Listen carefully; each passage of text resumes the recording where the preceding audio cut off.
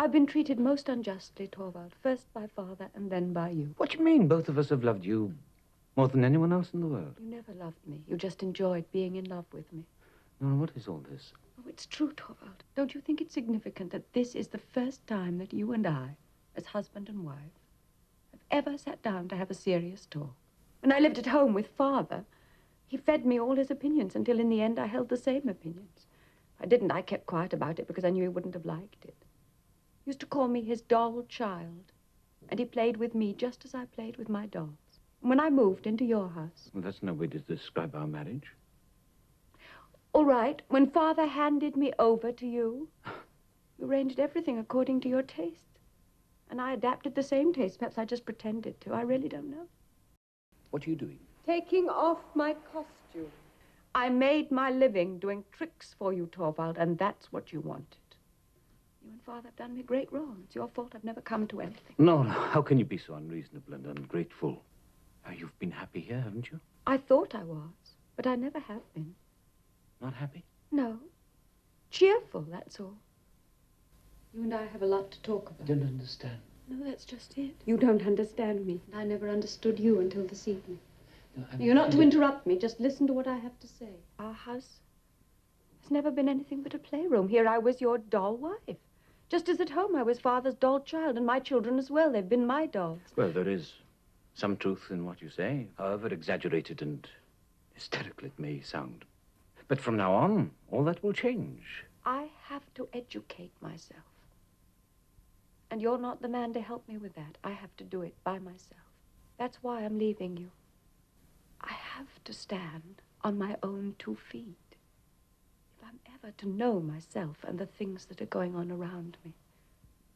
That's why I can't stay in your house any longer. Nora. Leaving right away. Are you mad? You'll do no such thing. I forbid you to. It's no use your forbidding me anything now. I shall take what belongs to me. I don't want anything from you now or ever. Have you thought what people will say? I can't go worrying about that. All I know is it's something I have to do. It's going back on your most sacred duty. And what, in your opinion, are my most sacred duties? Well, surely you don't have to ask me that. I mean, your duties to your husband and your children. I have other duties which are just as sacred. No, you haven't. What, for example? My duties to myself. Before anything else, you're a mother and a wife. I don't believe that anymore. I believe that before anything else, I am a human being, just as much of one as you are. Or at least that I must try to make myself into one. Oh, I know most people would agree with you, Torvald, and you'll be backed up by all sorts of books, but, well, what most people say and what you find in books just doesn't satisfy me anymore. I want to find things out for myself and make my own decisions. You seem to have lost your senses. I have never felt as convinced and as lucid as I do tonight. You're convinced and lucid, and yet you're abandoning your husband and children. Yes, that's right. There's an infallible guide in this sort of situation, you know. It's your religion. What about that? I don't really know what religion is. What? I only know what Pastor Hansen told me when I was confirmed. He told me religion was this and religion was that. And I've got out of all this and I'm on my own. I'll be able to think that over as well. I want to find out whether the things Pastor Hansen told me are true, or at any rate, whether they're true for me.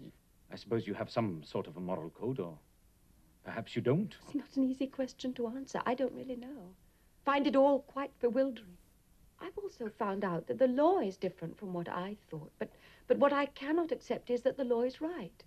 That a woman isn't allowed to spare her dying father or save her husband's life. I won't accept that. Don't be so childish. You don't seem to understand the first thing about the society you're living in. No, I don't. That's why I want to make myself part of it. I want to find out which of us is right, society or me.